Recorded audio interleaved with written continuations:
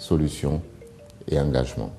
This last year and a bit has been an incredibly challenging one for the countries, institutions, people's lives with the onset of the pandemic. And I've been really, really impressed by how much the IMF in general, but also the department has stepped forward to provide much needed support to our members in the region.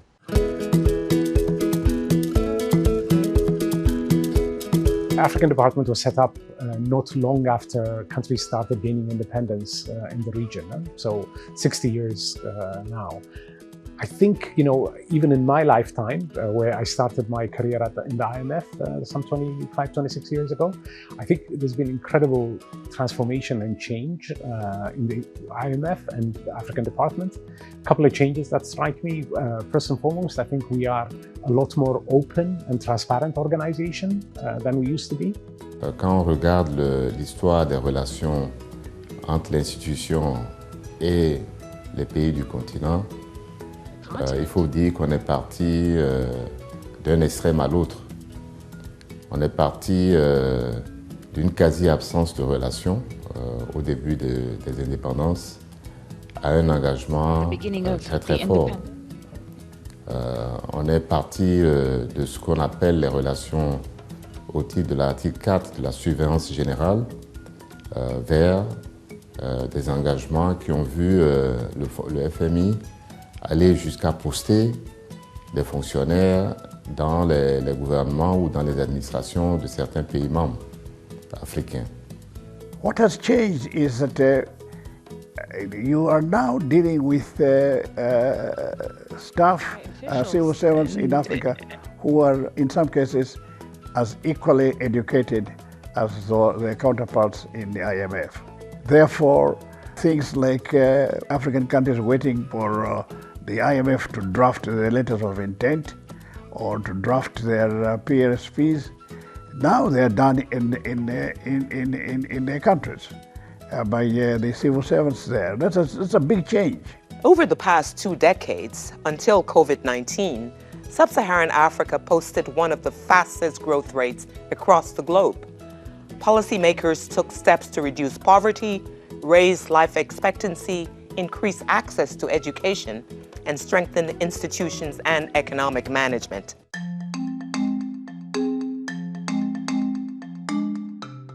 The African Department was created as more and more members from the region started gaining independence and applying for membership.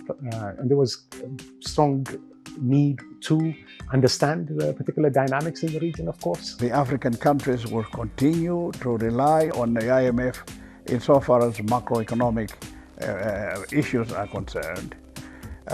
We would like to know how the Asian countries are dealing with the issues, the problems that we have here. And I think that it's going to be a question of using the IMF as experienced institutions. Le FMI a évolué comme les pays d'ailleurs. Les instruments, je l'ai dit, ont été de plus en plus adaptés, la surveillance aussi, le renforcement des capacités. On a créé des établissements spécialisés pour faire de l'assistance technique dans les pays africains notamment. I am optimistic. I have seen real change happening at the front lines in the region. When COVID-19 hit, we saw how swiftly governments responded to prevent an even larger crisis.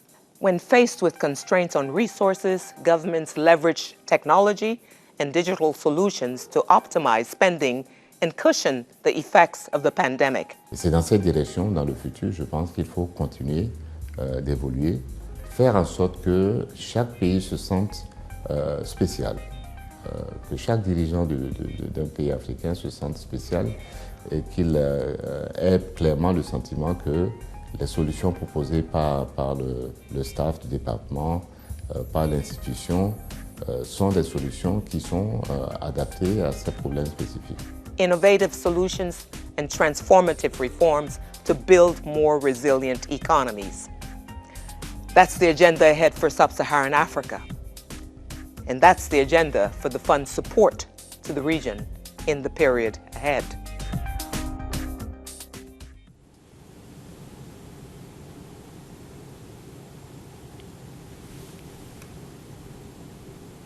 Wonderful anniversary.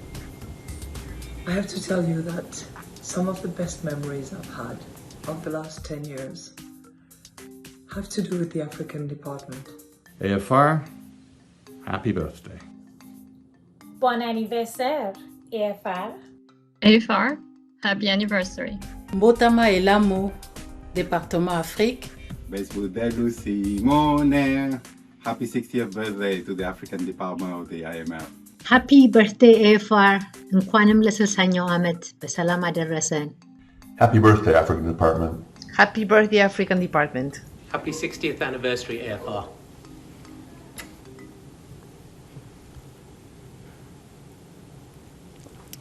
To mark this important occasion in the history of the institution and the IMF, I'm honored and pleased to welcome His Excellency Alassane Ouattara, President of Côte d'Ivoire, who was also a former director of the IMF's African Department and a Deputy Managing Director of the IMF. It also gives me great pleasure to welcome our Managing Director Kristalina Georgieva, who is here with us today. On behalf of the entire African Department, let me thank you both very much for honoring our invitation and coming to celebrate with us. Without further ado, let me give the floor to Managing Director Kristalina Georgieva, who will make some remarks, followed by President Ouattara's keynote speech. In the second half of the event, I will use my role as moderator to engage a discussion with our Managing Director and President Ouattara. Managing Director, over to you. Thank you very much, Abed. And thank you to all who have created this wonderful video to start the celebration of Africa's Department 60th anniversary. It is my great privilege to bring to everybody connected today somebody who has done so much for the Africa Department, for the IMF, but above all for Africa, President Ouattara. And let me introduce him with 3 moments in history. President Ouattara, 1973, a young economist at the IMF, and you take upon you to look into the future of the continent that inevitably is built on connections with the rest of the world.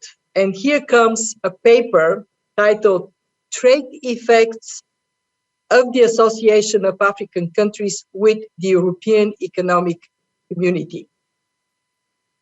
And there is an interesting anecdote.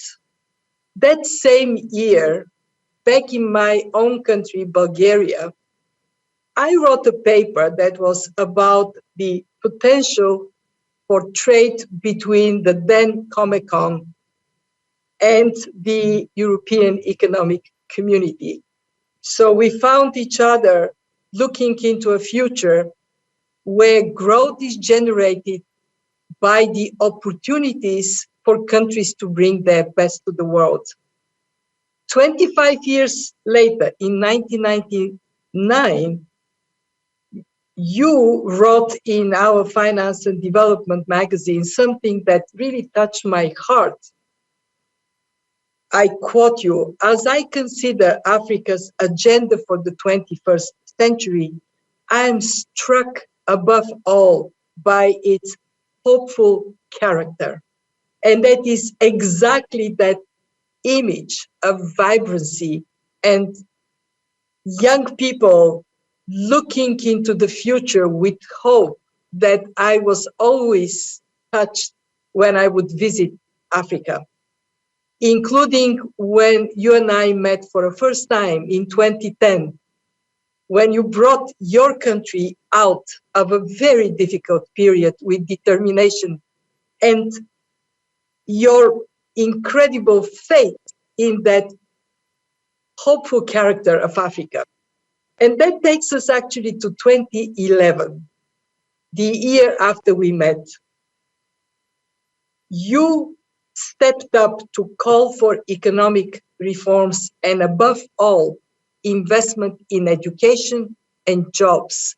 And the words you used at that time, to give hope back to the young and the unemployed, they resonate and amplify all across the continent, not just in your own country. Today, I have this incredible privilege to be the Managing Director of the IMF at a very difficult time when the world is striving to come out from the worst recession in peacetime since the Great Depression. And it is a crisis virtually like no other. For the first time, we ask producers not to produce and consumers not to consume, to protect lives of people. And as we did so, we had to come up with very different way of economic policy coming to the rescue. And I want to praise my colleagues at the African Department. They turned on a dime to step up support for the continent, and especially for sub-Saharan Africa. We have provided through emergency financing 13 times more in 1 year than we would do on an average year in the previous decade. And we have done it because we had to put our money where our mouth is. We were telling policymakers, step up for your doctors, for your nurses, for your vulnerable people, for the vulnerable parts of your economy. Step up in a way that normally would be seen as not so prudent. Increase deficits, increase borrowing. But then comes the time when we need to look into what next. And I am convinced that what next means to recognize how critically important it is for Africa to take advantage of this crisis as an opportunity for advancing economic transformation, digitalization, climate resilience, investment in human capital, so there can be the jobs and the hope you spoke about in 2011. At the fund, we are determined to play our role. We have engaged our membership on a very simple message. This great lockdown of 2020 can turn into a great divergence in which advanced economies and a small group of emerging markets do really well, they recover fast, and the rest of the world is falling behind because of insufficient access to vaccines, because of insufficient fiscal space to step up support for the recovery, because of the risk of fragmentation that this crisis made so visible for us. And I count on our alignment with you and with leaders in Africa not to allow this to happen. If we act with the same determination I saw you acting in 2010, we can prevent this great divergence undermining the decades of progress my colleagues spoke so clearly about. Africa is on the move, but to stay on the move, growth has to be way above the 3.6% we project for 21. We need growth at 7-8% or more. And we need to recognize that only together, African leaders pursuing those very economic reforms you spoke about, and the international community stepping up significantly support for public and private investments in Africa, only then we can achieve that dream that you had for a hopeful future of the youngest of our continents, the most vibrant of all. So we are looking at the way we can support Africa. We recognize the financial needs are significant. We counted that some 285 billion would be needed between 21 and 25 if we are to have that dynamism in Africa. And we look very much forward to a partnership for prosperity. And that partnership is in the hands of all of us. With this, I want to turn the floor to our fantastic guests for this celebration. There is simply no one that has done so much for the African Department, for the IMF, for his country and the continent that can be the one to help us celebrate. So President Ouattara, merci et vous avez la parole. Je vous remercie très sincèrement. I sincerely thank you, dear Kristalina, for your extremely kind words.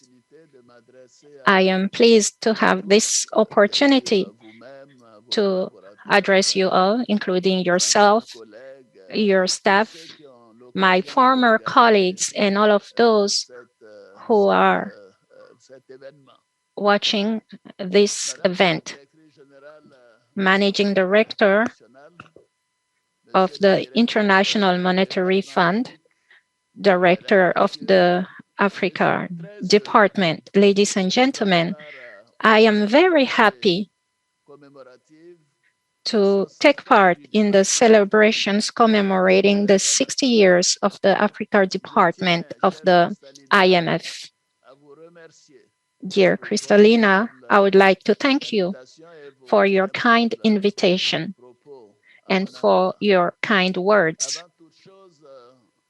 First of all, I would like to give a brief historical reminder of Africa's place within the IMF and recall that Egypt, Ethiopia, and South Africa are the first African countries to have become members of the IMF in 1945. It was not until the 90s that all African countries were represented at the IMF. However, 46 countries in sub-Saharan Africa are represented by only 2 chairs on the IMF's executive board and have a voting power of 7.09%. This observation shows that there is still a long way to go to improve the representativeness of the African continent at the IMF. The review of quotas, which determines the representativeness of countries, therefore remains an important item on the agenda for African countries. And I know that it's very important to you.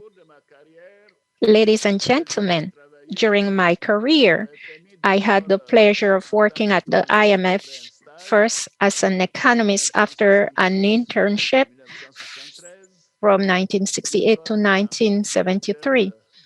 Then as director of the African Department from 1984 to 1988, and simultaneously advisor to the Managing Director from 1987, and finally as Deputy Managing Director from July 1994 to July in 1999, after leaving my functions as Prime Minister of Côte d'Ivoire in December 1998. I take away from these experiences that the IMF has always been able to adapt to a constantly changing world and respond to multiple challenges and crises at the regional, international, and national levels.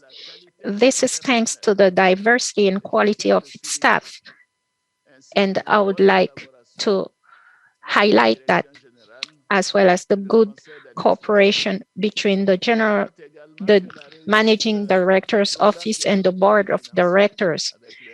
I also note that the success of economic and financial programs with the IMF depends on the degree of ownership of the programs by member countries, as was said by my deputy previously.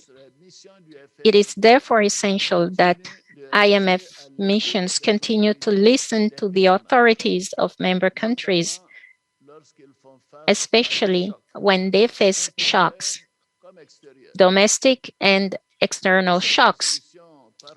The recent discussions, sometimes arduous in the midst of a pandemic and the fight against terrorism on the size of budget deficits, are a good example of this, and sometimes call for, as I've often said, a little more flexibility without, of course, calling into question public debt sustainability and the soundness of the macroeconomic framework, which is the utmost priority.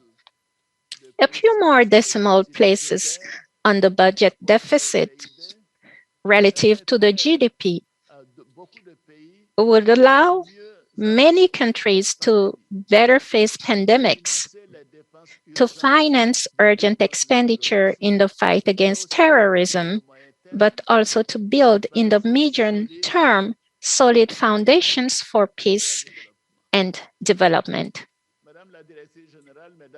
Managing Director, ladies and gentlemen, this 60th anniversary takes place just after the close of the spring meetings of the IMF and the World Bank in a context marked by the COVID-19 pandemic.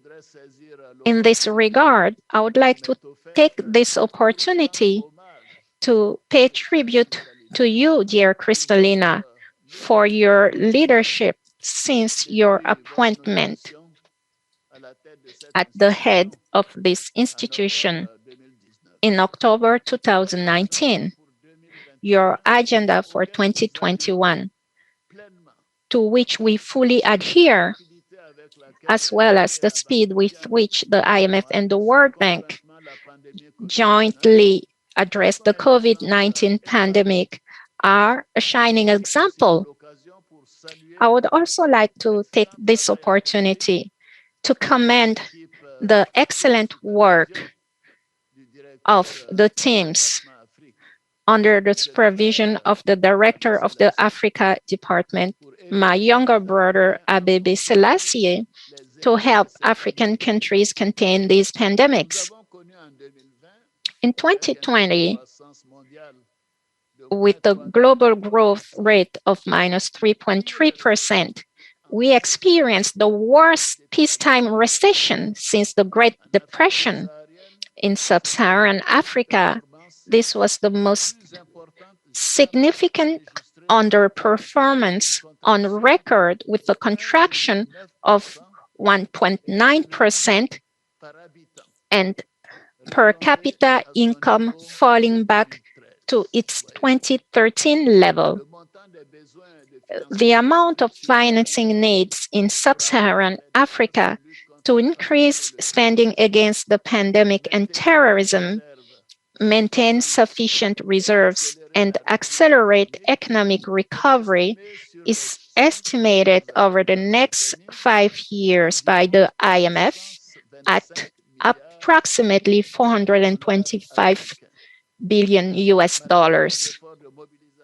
Despite efforts to mobilize domestic resources and the contribution of the private sector, African countries will unfortunately not be able to cover all of these needs.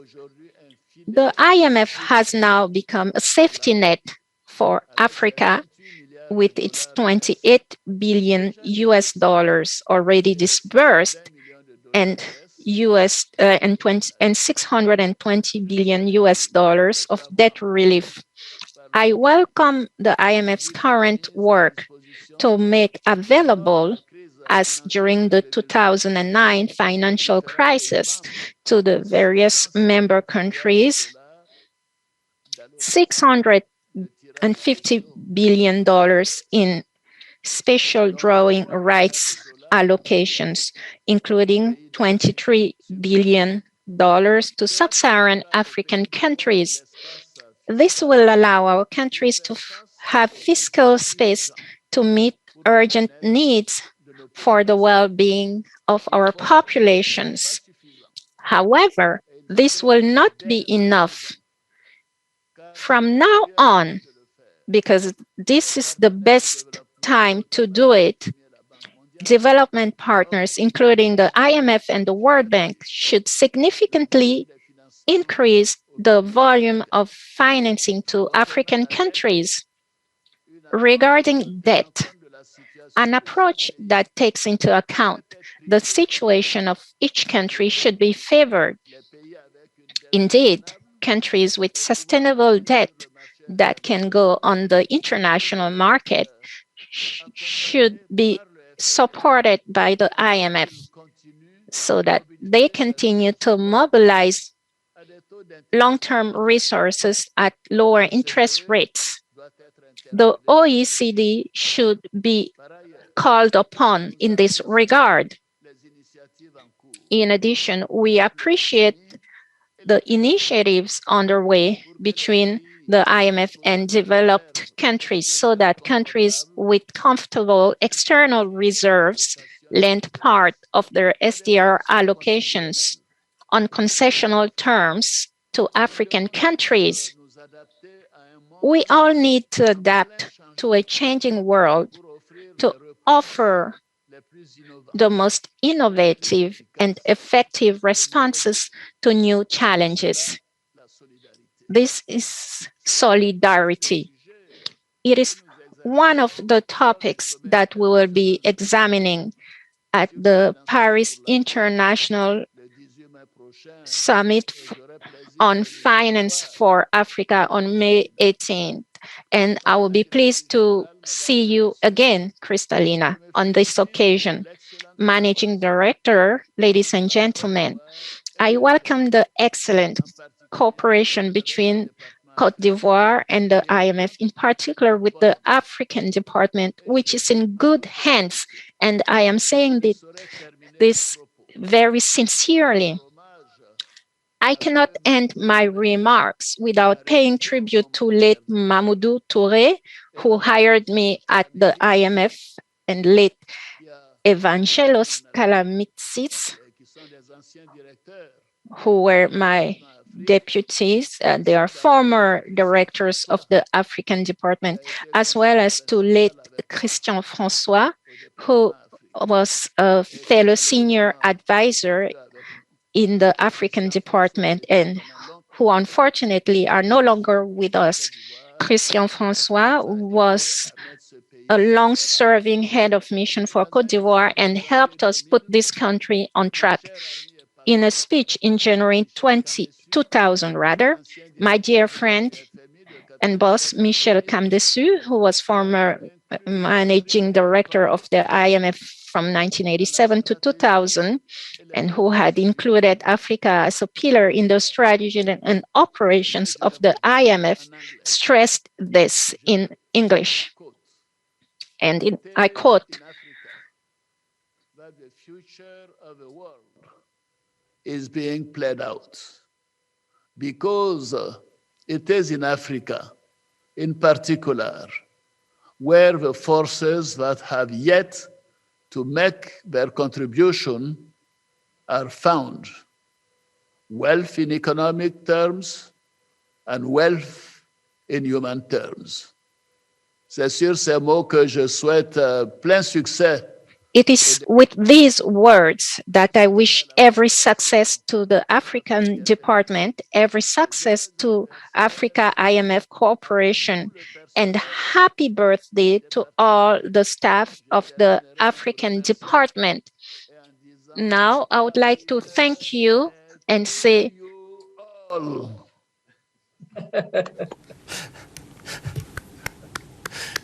thank you so much, President Ouattara. Thank you so much for your very kind words. Managing Director, thank you also for your introductory remarks. If I may, I would like to now ask both of you some questions. Let me start perhaps with you, Managing Director. You just heard President Ouattara talk about his views on Africa, how the fund has evolved. As someone who's worked in the field of development for a long time, and as the current MD, of course, what is your view on what has changed? Well, let me first most sincerely thank President Ouattara for bringing back the history of Africa and the fund, memories from his work. I was particularly touched of you remembering people who are no more with us, but left a mark. And that takes me straight to, Abe, to your question. When we look at the history of the Africa Department, it is, of course, one in the context of the history of Africa itself and developments in the world.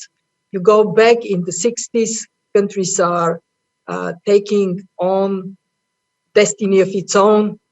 It is a very turbulent period, but one that is full of energy for change. We go into the 70s, and we know that there were shocks for these young countries, particularly painful. The oil shock, the Bretton Woods system collapse. Just imagine you are a new country and that happens. It's like an economic earthquake for you.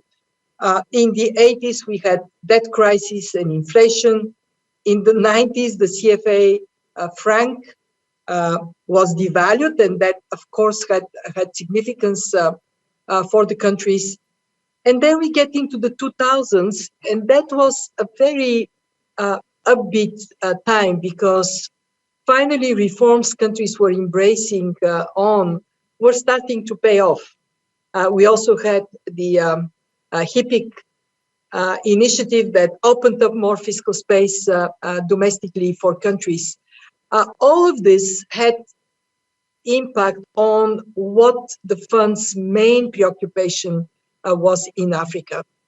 Now we are marked by very significant challenges and opportunities. The biggest challenge is the one I spoke in the very beginning: how to make sure that no country is left behind, but also what is going to be the fate of all of us when we turn our eyes to two big problems that we will be wrestling with. One, inequalities within countries, not just the divergence across countries, and two, the tremendous risks associated with the climate crisis. But they're also dealing with this crisis, dealing with these risks is also an opportunity. And we have an enormous opportunity of rapidly advancing technologies, especially in digitalization. So what does it all mean for the fund? When we look back, the fund learned through experience very important lessons that are being now applied in our work. Lesson number one, make sure that policies are owned by the countries. And we heard this lesson loud and clear. Lesson number two, think about development in a comprehensive manner. Growth matters as much as macroeconomic stability. And actually, you cannot have long-term macroeconomic stability if there is no growth, no jobs, no hope. 3, that investing in people, protecting the most vulnerable matters for social stability, but it also matters for growth. And this is how the fund came up with a very important policy to have social spending floor in our programs. So education, health don't suffer in a way that undermines the future. Now we are learning new lessons coming out of this crisis.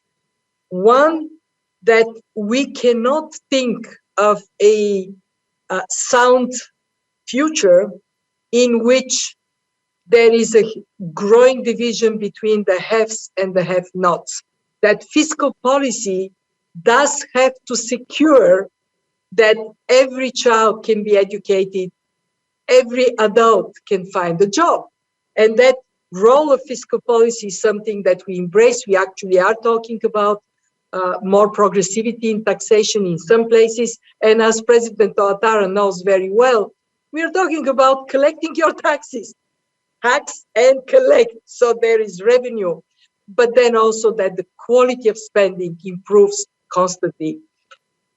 Next, we are recognizing that the future of money is also impacted by the dramatic, rapid expansion of digitalization. So how we work with all members, especially with members that are more dependent on the rest of the world, to make sure that they don't fall behind. And this is why we adopted in our spring meetings a strong focus on digital money and an expansion of our skills in that area. And then how do we look into the incredibly important role that adjusting to climate shocks would play in countries that are highly vulnerable? And unfortunately, Africa is very vulnerable. Again, our members very wisely told us, integrate climate into macroeconomic and financial stability, and make sure that you are supporting the members to do well. Finally, it is so important that we continue to strive for governance that reflects the world around us. And President Ouattara talked about the 16th quarter review. Very important that it brings stronger voice to underrepresented countries, stronger voice to Africa. I have something to be proud of. When I was with the World Bank, we did carry out a reform. I was at that time corporate secretary, that increased the number of board representatives by one more African chair. Whether this would be accepted at the fund is to be seen, but that issue of expanding representation matters, and being close to countries matters. I am proud of our resident representatives. I am proud of the training and capacity development that moved to the countries, including we have a training center in Côte d'Ivoire. More of this inclusion in our own institution and representation of everyone, the better outcomes in development. Thank you, Kristalina, Managing Director. President Ouattara, if I may turn to you, what do you see as different in the IMF's response to sub-Saharan Africa in the context of COVID-19 compared to, say, for example, the debt crises of the 1980s and 90s, which, of course, you had a very important role in helping support countries with while you were here with the IMF? No, thank you very much. Obviously, what is to be noted is that the IMF has always been well equipped to face the different crises wherever it happened in the world. The financial crisis was mostly for emerging countries and some industrial countries. And obviously, the low-income countries are a different type, particularly the heavy burden and the high interest cost that they had borrowed. But what is important with the present system, with the pandemic of COVID-19, this is a worldwide.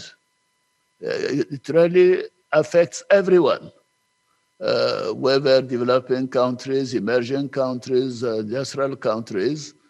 And the problem is it starts hitting the human beings.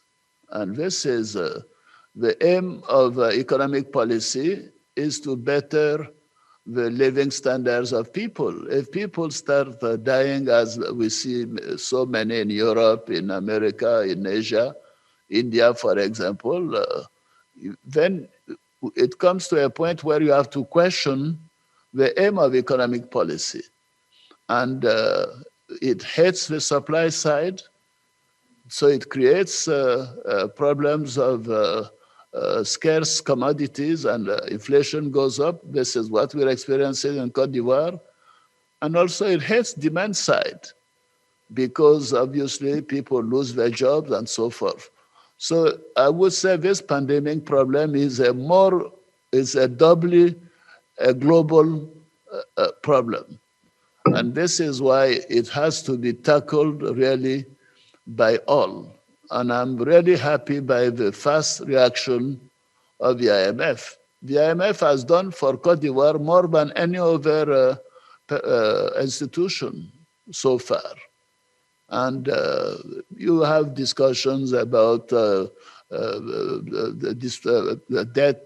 debt service being postponed, or trying to transform some of the lending into humanitarian aid and so forth. But what we need is to have really resources, as the IMF is doing, to have a lot of resources at concessional cost, and make sure that when we have these resources, it's used precisely to tackle these problems, to get the vaccines, to get the test first, to get the vaccine, to really try to help the supply side.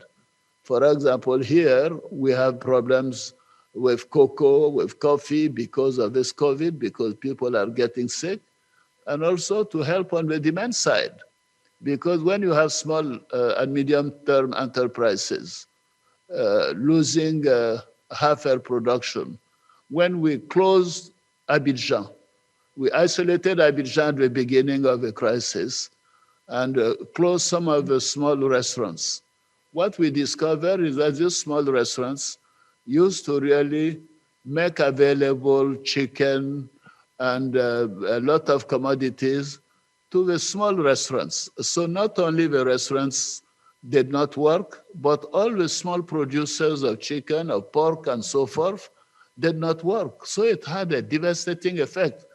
And because of that, we clearly and quickly opened really the system. This has been very good for Côte d'Ivoire. We took the risk. We isolated Abidjan.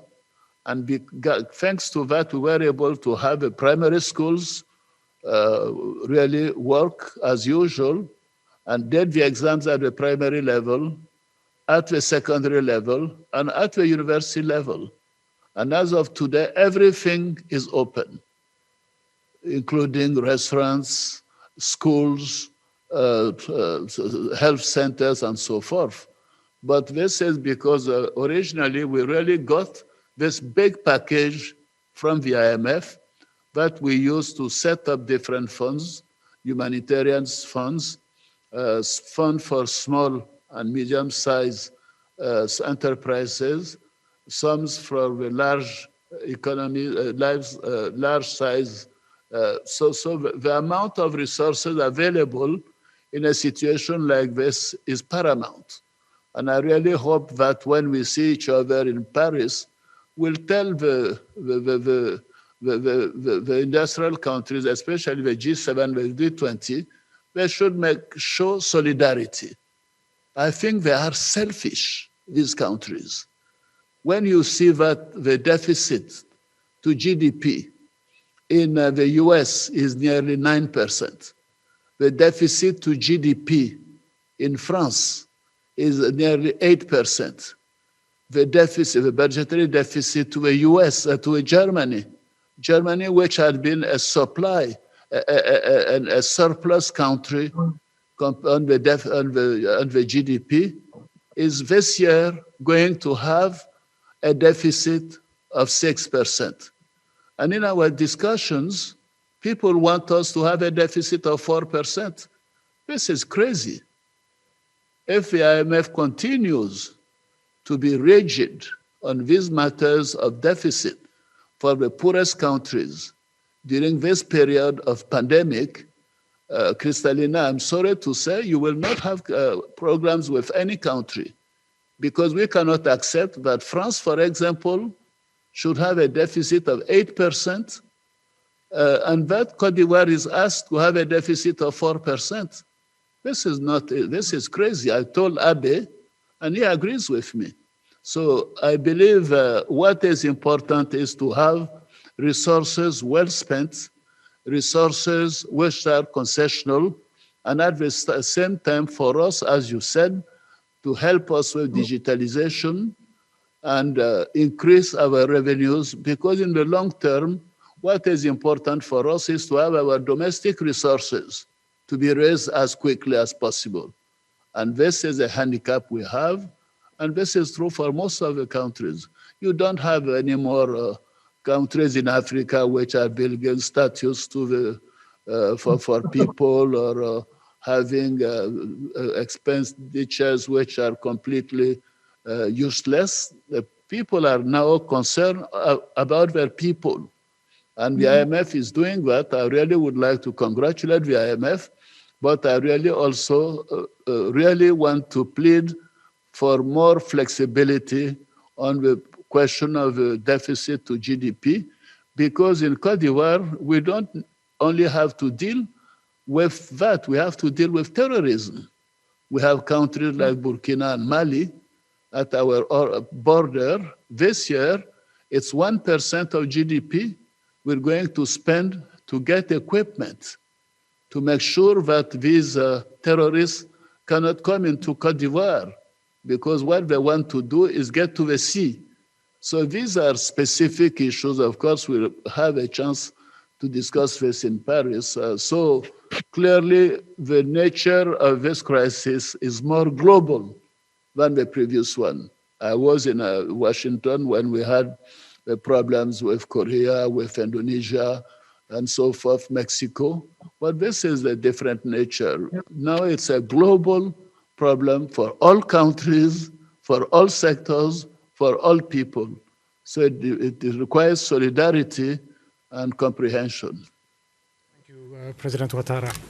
Managing Director, President Ouattara has clearly, eloquently portrayed the challenge that countries are facing between addressing the COVID shock and, of course, development spending needs, which anchored in the Sustainable Development Goals, which many countries are hoping to make strong progress with. If you could please say something about, how to balance these near-term considerations with achieving the Sustainable Development Goals over the medium term. The Sustainable Development Goals are a different way to say the obvious. Development has to be comprehensive. We need to think of all aspects that determine long-term improvement in lives of people. And it is very, very important we don't lose sight of this long-term objective. At the IMF, as you know very well, Abe, we looked into the impact of the COVID crisis on low-income countries, and it was with great regret that we came to the conclusion it is compounding short-term additional costs, and it is creating risks of scarring that can have long-term impact. For all low-income countries, not just for low-income countries in sub-Saharan Africa, the total financial gap is for the next 5 years is $450 billion, $200 billion just to deal with the impact of COVID. 250 billion to stay on course with the Sustainable Development Goals. We actually did one more thing. We looked into 4 case studies, 2 from Asia, 2 from Africa, Cambodia and Pakistan from Asia, Rwanda and Nigeria from Africa, to ascertain what is the risk to the Sustainable Development Goals. And the conclusion is that we are going to see 2.5% of GDP more. In other words, the necessary investment to meet the Sustainable Development Goals is going to be 14% of GDP, and that there is a risk of delay in reaching these goals up to 5 years, unless there is what the President spoke about, there is a solidarity, and there is a very strong continuous commitment to domestic reforms. Neither can be ignored. We need both. We need countries to continue to do what is right for their own people, but we need the international community to step up massively. And for us, this meeting in Paris is exactly on that count. How can we bring more attention to the necessity to pursue the short term, which frankly, the most important of the short term is vaccinations. And we know Africa is falling behind, and that has to be addressed. I'm more hopeful. I hear these days more understanding that production needs to be ratcheted up, distribution needs to be scaled up, and financial support to countries for their health system has to be there. But we also need to look at the incredibly important growth drivers in countries and make sure that they are being supported on scale. President Ouattara spoke about the opportunity that the new SDR allocation presents to make twice a contribution to Africa, once through the allocation and a second time through voluntary on-lending of SDRs for countries that had it but don't need it to countries that need it. And that is going to be a great legacy for the fund. So when there is the 70th anniversary of the African department, people can look back and say, in this time of unprecedented crisis, we did the right thing. And just to answer President Ouattara on the issue of deficits, of course, we do need to anchor deficits in some long-term, medium, long-term fiscal framework that is sustainable. But we also have to think of this year and how the turn to recovery would take place. And President Ouattara, I want to assure you that we recognize the need for country-specific flexibility that allows countries to move towards recovery for their own sake, but also for the health of the world economy. And at the IMF, we will be working on these 2 parameters, medium-term fiscal consolidation, so we have an anchor, but flexibility in the short term to make sure we don't cut short the green shoots of the recovery in Africa. Thank you so much, Managing Director. As we've run out of time, I want to turn on the theme that both of you reflected so well on, which is about the strong and bright prospects of Africa going forward. President Ouattara, given your background as a former high-level IMF official and your current capacity, of course, as head of state of Côte d'Ivoire, if you could tell us a little bit about what the IMF can do more going forward, how we can better support Africa, and we'll wrap up with your response, if I may. Thank you again, President Ouattara. Well, thank you very much. I think the IMF is doing a lot already, and sincerely, I really would like to congratulate the Managing Director, the staff, and the board. When I gave my farewell address when I left the IMF in July 1999. If I may say, I noted this, it was on July 12th. I said that it's the responsibility of management, the board, and the front office of each department to support, trust, and respect the formidable team of women and men working for this great institution.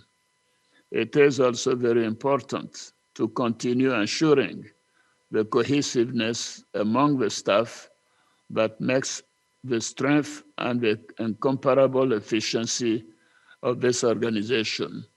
In my view, really, the IMF is doing its part. But the basic problem now, as a head of state and a political person, I think the problem is the structural problem of the world, the organization of the world after the Second World War II, the Second World War. I think there are deep structural problems that have not been addressed. And I hope this year we'll be able to express this at the level of the African Union at the General Assembly. I think this institution is outdated. It's not possible to accept that Africa, representing 54 countries, should have 7% of a quota. This is not acceptable. Or that at the United Nations, 5 countries, the P5, decide for the whole world, including countries like India, which have more than 1 billion people, the African continent, which has 1.2 billion people, Germany, which is the 4th or the 5th economy in the world, and so forth and so on. So this has to be changed because it's unfair, it's outdated. The second problem I see is really that the Washington consensus in which I worked, and I believe in macro policy, in the necessity for countries really to have a solid framework, but the Washington consensus should be adapted to the new circumstances of the world. We cannot continue to do as if trade is fair, that the foreign exchange is really determined only by the markets, and so forth and so on. So there are structural problems in the world which have to be addressed too. And thirdly, the question of the financing from the G20. I think they really lack solidarity for most of them. They lack solidarity, and it's this lack of solidarity which is creating all the problems some of these countries are having today with migration. If they don't help us to educate our young people, to give them jobs, they'll do everything to go to where they think that life is better. For Africa, first it will be Europe. For Latin America, it will be the US. Well, it's so easy for us to develop our countries if there is a bit of solidarity. Côte d'Ivoire has now 30% of its population is from neighboring countries. Out of the 26 million people, we have about 7 million which are from Mali, Senegal, Burkina, and so forth, which is a sign of solidarity. They have jobs here, they send money to their countries, and so forth. Some of them even come to Côte d'Ivoire so that from Côte d'Ivoire they make some money and then go to Burkina, to Niger, to Libya, and try to go to Europe. So this is a message I hope the managing director, who's a very credible person, who has really, your voice is heard, that the developed countries or the G20 should know it's in their best interest to show more solidarity. Because if they don't, in 20 years, they'll be overwhelmed by Africans in Europe, by Latin Americans in the US, and they want to have to do, they will not be able to do anything about it. While if we develop our countries, if the living standards are better here, people will stay in their country. I don't mean that there should not be any migration. This is an issue we discussed already with the European Union. And fourthly and finally, it's a question of the private sector. This is a liberal economy since the beginning. When everyone was communist and socialist, said Côte d'Ivoire is a liberal country in terms of economic policies, even in terms of social policies. And this has worked well for our country. So the private sector should adapt to the new circumstances, that you have better governance in our countries, and so you don't need to make large provisions in the bank's balance sheet, and they should try to review the way they deal with many of the countries, especially in the CFA franc countries, charging interest rates of 7-8% for a currency of the CFA here, while we can borrow on the international market at 4.3%, is not acceptable. So if this continues, I've told President Macron, then we will tell those banks that should leave our country. And we can have domestic banks with nationals who can really make a lot of money, lend at 4-5% rather than 8-9%. All this really is against the job creation of the small and medium-sized enterprises. So finally, Madam Managing Director, I'm really speaking with my heart, because having been in the IMF as an economist, a director, a managing director, I've learned a lot. And I think I've tried to implement that in my country, and the results have been good. But the world has changed. So the IMF has changed. But you should really tell the others they should change also. If the G20, the G7 don't change, we're going to have a lot of problems in 3-4 decades in each of their countries. Because terrorism, the source of terrorism is poverty. Thank you very much. Thank you so much, President Ouattara. Thank you so much, Managing Director. With that, this has been a great discussion. And in closing, I just want to add that Africa can continue to count on the IMF's African Department, particularly now in this great time of need. And of course, we will need to do this with partnership with countries, regional organizations. Again, thank you, Managing Director. Thank you, President Ouattara, for joining us for celebration of the 60th anniversary of the African Department. Thank you so much. Bon anniversaire. Thank you.